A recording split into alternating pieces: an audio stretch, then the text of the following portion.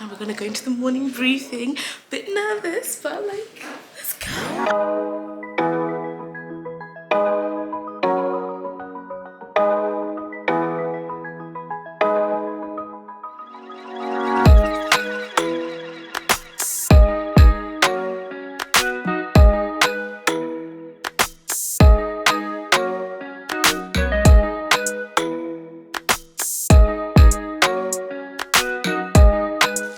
Hi guys, welcome back to my channel. I can't believe I'm saying this for many reasons and you'll understand why, but welcome back to our career series. This is the series where I go and do a deep dive, a day in the life of a certain professional career, just so that I can come and show you guys what it's all about. And in case you're interested in looking into it, I'm gonna ask all the questions that you don't get to typically ask and get the insight that we really want, get the lowdown, get the tea that the young people want to know. When I began this career series, I never in a million years thought we'd be here today where I'm introducing to you guys that I'm gonna go and spend a day in the life of the police. Hear me out, hear me out. There are many reasons why I'm doing this video and many reasons why I've got reservations to do this video. As you can see, I am a young black woman living in the UK. I have a lot of thoughts on the police and I've never really had the chance to talk to the police, but I have all these feelings and emotions, and as you guys know, it's not very easy being a young black person in the UK when you sometimes feel like the police aren't necessarily on your side. Also understand the need of having the police there to help, protect, and to like keep everybody safe, but I've also seen the other side where I haven't necessarily felt as though the police are my friend or on my side or on my community side. So when I sat down to decide whether or not I would take this on to go into a day in the life with the police, I had to weigh up a lot of things. I was like, one part of it is you guys have asked for it. You guys have asked to see a day in the life because you're interested in ending up working in the police force so that you can go in and be the change that you want to see. On the other hand, I also have a lot of emotions. So here we are, we're doing a day in the life of the police, the West Midlands Police to be specific. So yeah, and that is really what's going on with the police. Like this is blowing my mind, but I'm also really excited because I love to give everyone and everything a chance. So I'm going in with an open heart, open mind, but I'm also very nervous and on edge. It is currently the day before, so I'm gonna head to my cousin's house in Birmingham. Okay guys, so I've packed up and I've got my equipment, my camera equipment with my laptop and all of the things I need, plus my backpack with my overnight stay. Let's go to Birmingham.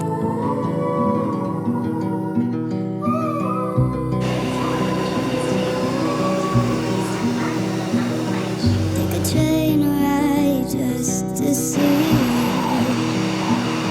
Ride for hours just to please you. You don't know how much I need you. 'Cause you're my Morning everybody, so I am awake and it's currently 7:17 in the morning and we're heading down to the station now, so let's go and just see what happens. We're here and we're gonna go into the morning briefing. Bit nervous, but like, let's go. I'm in the police station. What the hell? 'Cause you're my home away from home, away from home, away from being It's really worth remembering that this is a day for the community to enjoy, and we're just there to support them. So that's where we are. I'll go to their briefing day on Sunday, but kind of just useful now to see them. So, any questions for the day at all? run away from home. Why don't you? 'Cause I did the same just for you. You don't know how much I love you.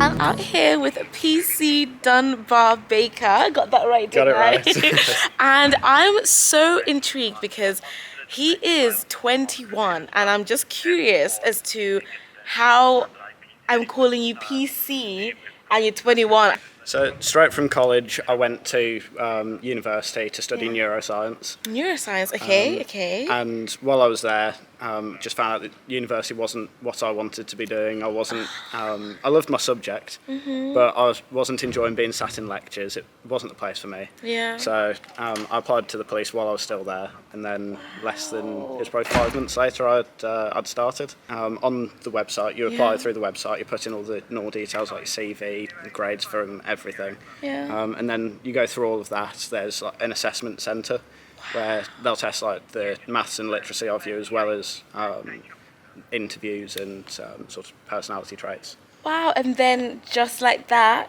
you start. You start, and then you go through your training, and then you end up out and about. What is a thought you had about the police before you joined that you've now realised isn't true? I think one of the main things, everyone thinks it's all running around and all go all the time, which it depends where you are. So West Mids, we have different teams for different things. So you have response, who go to the 999 calls. Investigations, who pick up the crimes afterwards, or when we arrest someone, they'll pick up the person who's now in custody. Here on neighbourhood, like we do go to live jobs, the 999 calls as well. But we stand with the longer term issues. So it's not all go 100% of the time. There's a lot of paperwork.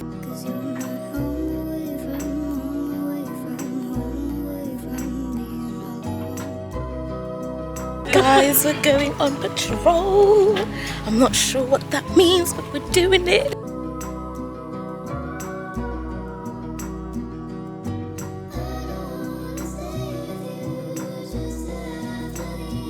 So when people are wanted, and we know addresses that they're linked to, so like family addresses, even their own addresses, we'll come to them, and if people open the door and they'll let us in, we'll go search the address to check if that person who's wanted is inside the address.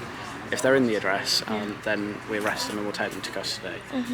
So the person who we've come to try and arrest today, who isn't in by the looks of it, he's wanted for a breach of court order, so he'd be taken to custody and dealt with within the day.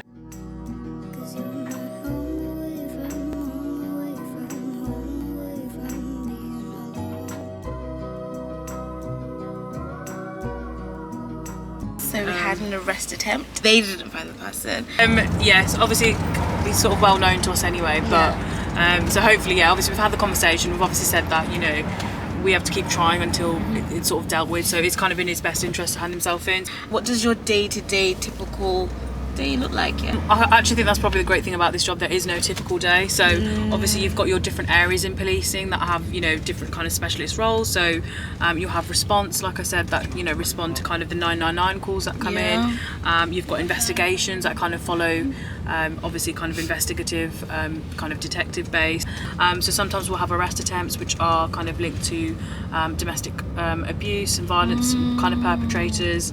We have operations as well. So obviously you're at the briefing today about a community event that's taking place, so we like to kind of be present at those events and kind of engage with the people there as well. And I entered through the Police Now scheme, so I finished sort of uni. I had no idea what I wanted to do. I was doing the graduate diploma in law. After I finished uni, kind of just looking at different grad schemes. But yeah, Police Now is really good, and obviously you get to do your graduate diploma as well. What is the one thing that you thought about the police before you joined that was like a misconception that is changed now? It would probably be, I guess, pigeonholing what the role was about. So I felt like for me it was like, it's a really male-dominated role. You've got to fit sort of a certain, you know, physical criteria or, you know, that kind of thing. So I think I personally didn't realise how diverse it was and how open it is.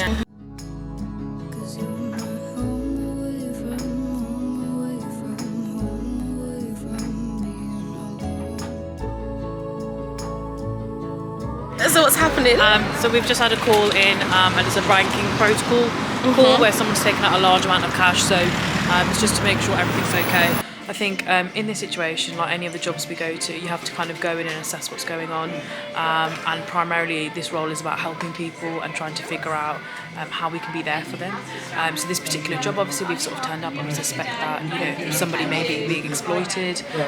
There's been a large sort of sum of money that they've taken out, and it's just about kind of digging deeper. So again, it's a little bit of an unusual job for us, but for us it's going to be about safeguarding to make sure actually is this person being taken advantage of, are they being exploited, is there any help that we can give them. So it's just about digging a little bit deeper and finding out what's exactly going on to make sure that we're giving the right kind of help as well.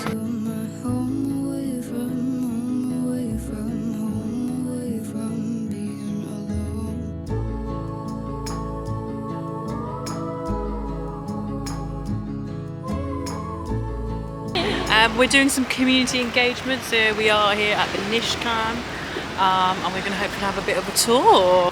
Real life community engagement, like working alongside the community for in case anything happens, they can all communicate together, and it's just really nice. So I think it's really important. A lot of the faith communities, you know, they make a part of our neighbourhood up, and it's really important that we have that relationship with them and really kind of build those connections as well.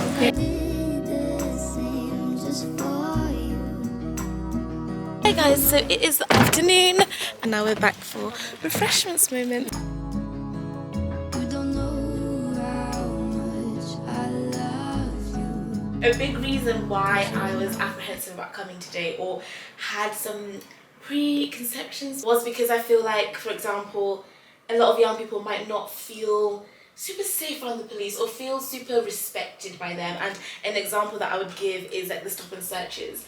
I always in my mind think, do you guys really need to stop and search that person? Is there a reason, and how do you know how they feel about it? And just what are your thoughts and views from your side on stops and searches and things like that? So one of the things we're trying to do in the police is we're giving people the opportunity to give feedback on after when they have been stopped and searched. And as you can see here on my device, which is where we fill in a stop and search form, I've now got a QR code which they can scan, and it takes you to a quick questionnaire. It's 3 questions on were people respected and treated fairly by the police, and did they know the reason for being stopped and searched. And this is like something we're trying to implement all across the force. We're just doing a trial run on my team at the moment. Nice. So this is new. Yeah, so this is a new thing that we're trying to do, and basically what we're going to do is all the results, we're going to put them into like percentages and see people's sort of views on stop and search and whether or not that they, like I said, were treated fairly, and whether or not they understood why they were being stopped and searched. And hopefully this will give us more evidence into how people perceive our stop and searches and people's perception on the police. Do you feel like the stop and search feedback form things are working? I feel like most people are filling in the feedback form, from my personal experience, because we are trying to change as a force and get people's opinions on things. Yeah, we're trying to get better and trying to help people and you know, give people what they want in this sort of way, you know, by asking them how they feel and how they felt they were treated. Cause you're my home away from me. Actually, what's your name? Can I ask a name? Yeah, of course, yeah, I'm Chantal. Okay. I work in the East Handsworth and Lozells team here in Handsworth Police Station. Okay, so there is this thing that a lot of young black people don't feel like they trust the police or don't feel safe with the police. But you're really young, you're in the police, you're a woman, and you're also black. And I'd love to know how does that sit with you? Like, what were your thoughts before you came in? Were you a bit worried? What made you want to join the police? I think definitely I had loads of questions about the police. Like, I had loads of, like, you know, when you grow up black, like, or grow up in a minority and you see certain things, obviously that's going to come naturally onto you. You're going to think, oh, like, this definitely isn't right. It doesn't sit well with you, obviously. I'd hope to think that it wouldn't sit well with any person. Doesn't matter the colour of your skin. Some of the things we've seen, like, in news and stuff like that, it's not right. Let's be clear about that. But the thing is, I've always had this thing with criminal investigations, crime. I've always been obsessed with stuff like that. Like, when I say obsessed, not love it, but I mean that's what I did at uni. When I finished uni, I didn't necessarily plan to be a police officer, but I knew I wanted to do something in crime investigation. Police corruption, I'm obviously still, like, it's awful, like, it's terrible. And I think I've just refined my opinions. I realised that my agenda wasn't against police as a whole. My agenda is against corrupt officers. And I think that that's the agenda a lot of people should have. Now, when I say this, sometimes people think, oh, well, why are you in the police then if you think there's police corruption? I think there's corruption in almost every big institution. I'm talking NHS, I'm talking education system, I'm talking prison systems. There's not a system that's clear cut. So really I thought, what's the worst that can happen? Me joining as someone that is passionate about, you know, like being as honest as a person as I can be, as honest as a police officer I can be, and challenging those things that I see that aren't right. I don't know if you noticed, but our team is quite young. I don't think a lot of people register that. We have quite a lot of young police officers, and I think we've all come with a lot of ideas. We've grown up in a different way of life where we're a bit more caught up about the things that are wrong, and we're not scared to challenge things that are wrong. And I think, like, that's made a massive difference.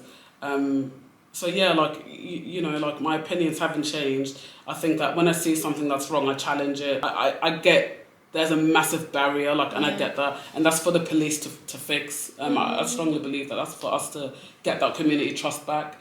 I mean, it's going to be a long journey, but I think when we get there, policing is going to look completely different, and they're not worried about you know, excessive use of force or you know, unjust stop and searches and stuff like that. I think when that stuff gets, like, you know, ironed out, I think the police would be completely different and be so much more effective than it probably is now. So we have been on patrol in the afternoon, just engaging in the community. Now I'm about to go sit down and talk to the inspector and just ask questions about, you know, what his thoughts are after so many years in the field, so many years seeing all these young people coming in. What does he hope to see? What does he hope to want to change? Okay guys, so we're at the end of our day. We've been on like great patrol, looking around, community engagement. Well, firstly, could you introduce yourself and your role? Sure, yes, so I can be. Yes, so I'm Inspector Nick Hill, so I'm the constituency inspector for Perry Bar. So I have geographical responsibility for Perry Bar, for Oscott, for Handsworth Wood, and for Lizelle. So that's my area that I look after, and I've got different teams of officers who patrol that area and do the neighbourhood work. Nice. And I guess a question that a lot of the young people at home would want to know is, since you've had over 16 years experience in the police space, in the police force, like, what change do you hope you see in the next, like, 5 years? What would you want to tell the young people at home who are considering coming into being in the police? Like, what is key advice? Do you know what, I think the first thing I'd say to anybody who's thinking about joining the police is to do it. Policing is such a fantastic and wonderful career, and I've massively enjoyed my time so far. And I know today V spent time with my officers, and it's such a young team, and it's such a diverse team as well, that actually I think kind of moving forward in policing, that's such a key thing, and it's something that I hear about from the community around here all the time, is that they want a police force that represents them, that they can relate to, and I think that's such a big thing. So for me, in the next 5 to 10 years, I want our police service to represent the communities we serve, because I think that's the most important thing. What is the one thing that you wish you knew before you began policing? You know what, I think when you first join, you think you can solve everything. You think you can just make people's lives better. And sometimes you can't solve everything. And sometimes actually just being able to listen to people and understand their problems without trying to solve them. So I think for me, learning to listen, and not just listen, but actively listen to understand what people are really telling you. What is the one quality that you think all officers should have, or the one characteristics that they should aspire to have? I think for me, for my officers working in the area that they work in, I think the most important quality I can think of is empathy. And you can't always understand what somebody's going through, and you shouldn't pretend to, but you should be able to listen to them and kind of empathise with what they're saying to you. I was saying it before I came today. I was apprehensive because I was like, man, like, do the police represent me? Do the police care about me, especially being a young black woman and my story and my struggles? And today I keep hearing the same thing in different ways about empathy. We care about people, we want to understand you guys, we just want to help, and if whatever way that we can do that, we'll try our best. So that's been comforting, and I hope that's came across. Oh, thanks V. Thank you. You're welcome. Bye. Guys, so the day is complete. I am back at my cousin's house, time to rest because that was a long day. I think the patrol took it out of me because I just didn't realize just how community centered it is and how much they actually walk around and spend time in the community, and that was really, really interesting angle to have. As for me, I think I've had a brilliant day actually. I've learned so much. I'm glad that they were really open to my questions, that they were open to understanding how a lot of young people feel and why a lot of young people feel the way that they feel. And I think what was great about today was there was just an open discussion about, okay, these are the misconceptions that a lot of people have, plus very valid experiences and reasonings to feel how they feel about police, but this is what we're trying to do to work on that, and they acknowledge it. And for me, I think that's always my biggest thing, and what I find most impressive is that there was no topic that was off bounds. There was no sugarcoating anything. They were acknowledging why things are the way they are and how much they want to change some of the stuff. Yeah, that was an insightful one. I would love to know your thoughts. What are your thoughts even after watching the video? How do you feel about police? What do you still think and still feel, or what have you learned new today? Anything. I just love to have a discussion, and I can just comment back and we can chat. So thank you so much for watching. I'm gonna head back to London now and then go home. But yeah, I hope you enjoyed it, and let me know what career you want me to explore next. I love doing this and I could do this all day long, so let me know. Thank you so much, and I'll see you in the next video. Bye.